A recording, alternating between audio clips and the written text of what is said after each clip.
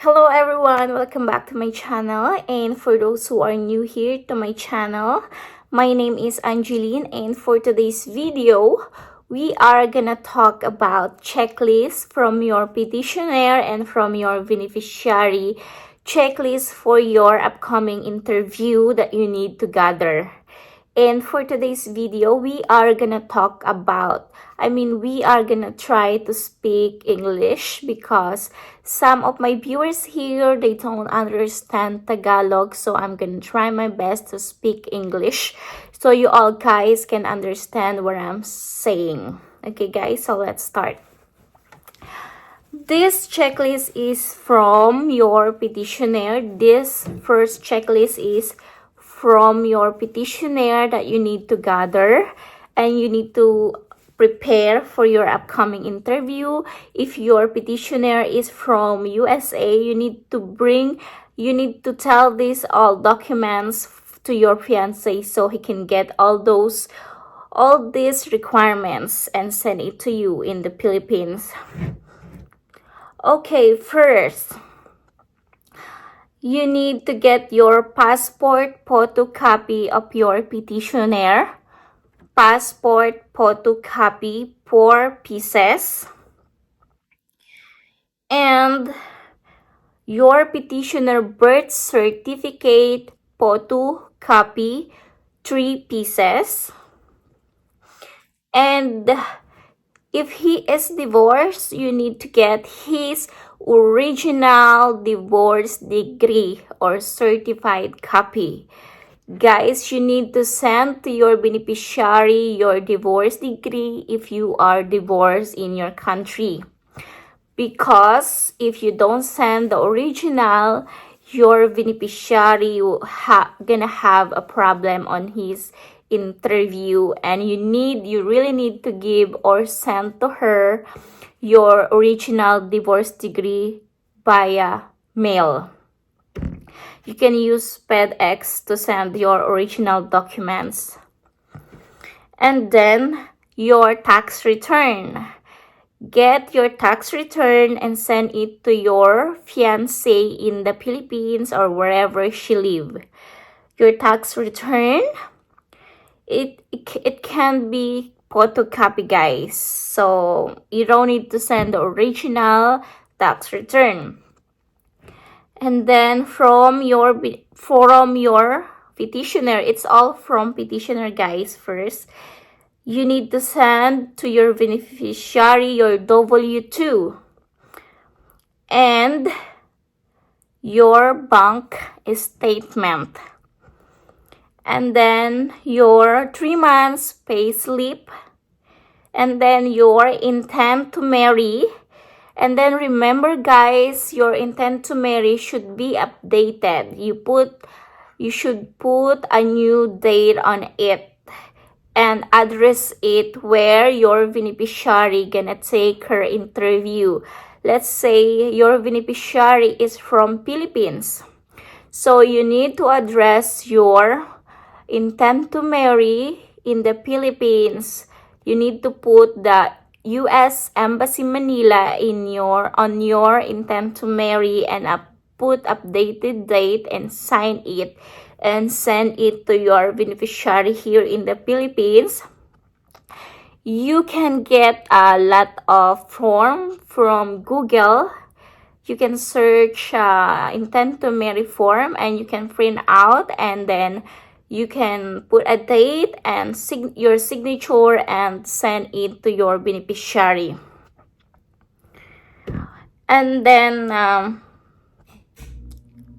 airplane ticket with a stamp. If you've been here if you visited your fiancé in the Philippines or wherever she lives, you need a plane ticket and with a stamp that proof that you've been to her country. And then hotel or condo receipt. If you rent condo, if you rented a hotel when you visited your fiancé, you need to send it to your beneficiary so she can put it in an envelope as proof of relationship, proof of genuine relationship. And then, I-129F packet. Ito po yung I-129F packet. This is your packet, your initial filing. If you still have record of it, you can send it to your beneficiary, and if you don't have that, and if you have attorney who did your packet, who filed your petition, if you hired attorney and they filed the paper to the USCIS, you don't need to provide it. It's just a option to approve your case, but it's just an option, guys. And I didn't bring any of that requirements like I-129F. I didn't have that, so it's gonna be okay even you don't have it. And then your original NOAA 1 is your receipt from USCIS, the first filing of your I-129F packet. The first notice you're gonna receive, it is gonna be your NOAA 1. You're gonna have your case number on it and your tracking number on it. It's your NOAA 1, the receipt, notice of action 1. This is what we call NOAA 1. And then your NOAA 2. NOAA 2 is the approval notice. If you receive the receipt, the NOAA 1, and if you waited long, like 12 months, and they send you the NOAA 2, that's gonna be your approval notice, and you need to send it to your beneficiary. It should be original, guys. You need to send it to your beneficiary, the original NOAA 1 and NOAA 2. And then your NVC letter or K1FTV. It should be a photocopy. You don't need to send the original because it's just an email, and the petitioner can receive the welcome letter. The petitioner gonna receive the welcome letter that your beneficiary can proceed to the next step for her interview. The beneficiary can receive this letter, only the petitioner. So once the petitioner receive this email from embassy, you need to inform your beneficiary that you received the welcome letter. So print out, and you can send it to her email, forward it to her email, and she can print out the welcome letter. And then your petitioner affidavit of support. You need to provide your affidavit of support so you can, the USCIS or the embassy where your beneficiary live, they know that you can able to support your fiancé when she get there to your country. You need to provide your affidavit of support, and with your sign. Before you send it to your beneficiary, you need to sign it first. And of course, your beneficiary need to sign it too. So, photocopy of your affidavit of support will be okay. And then, that's all for the petitioner requirements that you need to send to your beneficiary. And this checklist is from your beneficiary. If your beneficiary is from Philippines or any country, you need to provide this. This is a checklist from your beneficiary. Your beneficiary need to provide original passport. Should be valid until 6 months. So if your passport is 2 months until expiration, you need to get a new one. because you should have a valid passport valid until 6 months. So now we have our passport now. Our passport expiration now is it's like 10 years. All passport is 10 years validity. So you can get your passport after your filing, or even you have not filed your I-129M packet. You can get your passport right away because the expiration is 10 years. So it's still be okay. And then your passport copy, your beneficiary passport copy, of course, and then DS-160, and then interview appointment confirmation, and then MRB receipt. MRB receipt is the receipt when your beneficiary pay her visa fee. It's gonna be a small receipt that you need to put in you need to staple together with appointment confirmation. And then SLEC result brown envelope. Do not open it. SLEC result brown envelope, guys, is the result when your beneficiary took her medical examination. If she passed the medical examination, she gonna have it. So do not open it. Only the US Embassy will gonna open it. So do not open, guys. And then new letter intent to marry too. Like your petitioner, your beneficiary should provide a intent to marry as well with updated date and address it in her own country. Like let's say Philippines, she's gonna take her interview in the Philippines embassy. So she need to put her address there as well, like the petitioner did. She need to put the US Embassy address and updated date on it.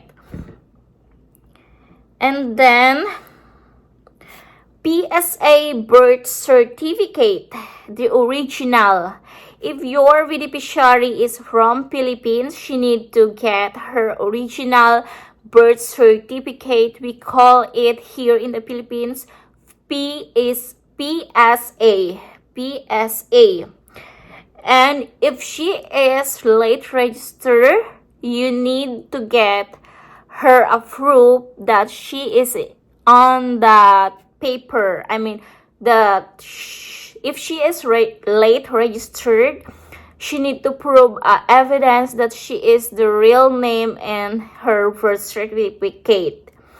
Like school records, school IDs before, old school IDs, or baptismal, or tour from school, any school record. In my case, I just provided my LCR. It's from my city hall when my mom registered me on our city hall, so I got that. That's what I provided on my interview. But you can just provide any of those, like old IDs from school, or baptismal, or tour from school, like that. And then in your PSA Senomar, if your fiancé or your beneficiary is single, she need to provide a PSA Senomar. You can get your PSA Senomar in the office where you get your birth certificate as well. So this Senomar is the proof that you are single, that you've never been married, and you need to provide it. And if you are annul here in the Philippines, if you've been married in the Philippines, because here in the Philippines, we don't have divorce, we just have annulment. And if your beneficiary was annulled before, she need to provide annulment paper that prove that her relationship before was gone, or is done. You know what I mean? And then NBI clearance. NBI clearance is the proof that you don't have crime record in your country. We call that NBI clearance. You gonna know if your fiancé has a record in her country or in his country, if he can't get the NBI clearance. You're gonna see the record on his or her NBI clearance if she or he commit a crime in her or his country. And then proof of relationship. A lot of proof of relationship, guys, like your photos together when you visited your beneficiary in her country. Of course, you need to take a bunch of pictures, and with her family, with his family, like that. And you need to print out all those proof, like remittances. If your petitioner sending you a money to support you or give, you need to print out all those receipt or gift from your petitioner. You need to print out all those evidence that can pass or approve your K1 visa case. And then conversation together and call logs together.